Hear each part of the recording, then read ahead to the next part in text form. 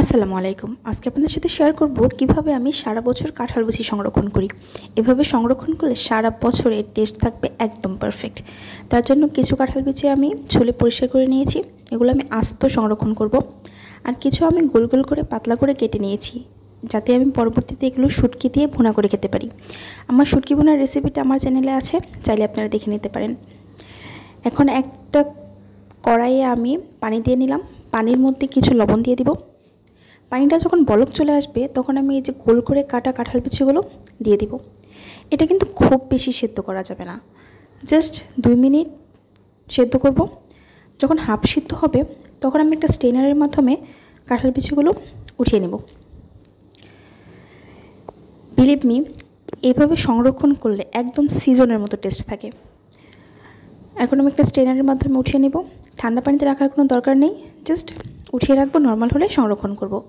এখন আমি আবার পানি দিয়ে ওর মধ্যে আস্ত কাঁঠাল বিচিগুলো দিয়ে লবণ দিয়ে ভালো করে সেদ্ধ করে নেব। এগুলো আমি পরবর্তীতে ভর্তা খাওয়ার জন্য সংরক্ষণ করব। এ পর্যায়ে কিন্তু কাঁঠাল বিচিগুলোকে ভালো করে সিদ্ধ করে নিতে হবে।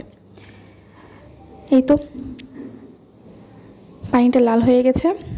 সেই কাঁঠাল বিচি সিদ্ধ করলে কিন্তু এরকম একটা কালার আসে। আমি এগুলোকে ডিপ ফ্রিজে সংরক্ষণ করব। ঢেকে একটু সিদ্ধ করে নেবেন একটু সময় নিয়ে। এই তো এখন একটা স্ট্রেনারের মাধ্যমে ঝরিয়ে নেব। উঠিয়ে জাস্ট নর্মাল টেম্পারেচারে করে নিলেই হবে। আমার বিচিগুলো নর্মাল টেম্পারেচারে এসে পড়েছে। এখন আমি এগুলোকে একটা জিপলক ব্যাগে করে সংরক্ষণ করব।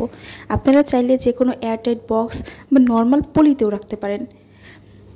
এই তো এখন কাঁঠাল বিচিগুলো জিপলক ব্যাগে ভরে নেব। 1 বছর পরেও এই কাঁঠাল বিচির টেস্ট একদম সেম থাকে।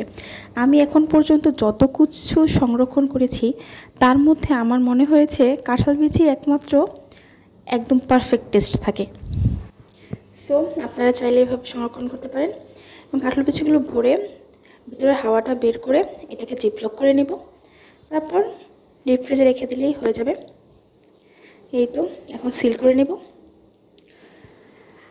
আমার এই রেসিপিটা ভালো লাগলে অবশ্যই আপনারা বাসায় এভাবে সংরক্ষণ করতে পারেন। যারা আমার মতো কাঁঠাল বিচি প্রেমী আছেন তাদের জন্য কিন্তু খুব উপকার হবে। এখন যে বাকি কেটে আমি সংরক্ষণ করতে চাচ্ছিলাম সেগুলো আপনারা চাইলে ছোট ছোট পলিতেও রাখতে পারেন। আমি একবারই একটা জিপলক ব্যাগে রেখে দিয়েছি। এই তো আমার মতো কে কে আছেন কাঁঠাল পছন্দ করেন না কিন্তু কাঁঠাল বিচি খুব পছন্দ করেন, অবশ্যই জানাবেন। এখন আমি এগুলোকে ডিপ ফ্রিজে রেখে দেব। এগুলো আপনারা 1 বছরের বেশি সংরক্ষণ করে রাখতে পারবেন। এই তো ডিপ ফ্রিজে রেখে দিলেই শেষ, খুব ইজি। ভালো লাগলে অবশ্যই ট্রাই করবেন। আল্লাহ হাফেজ।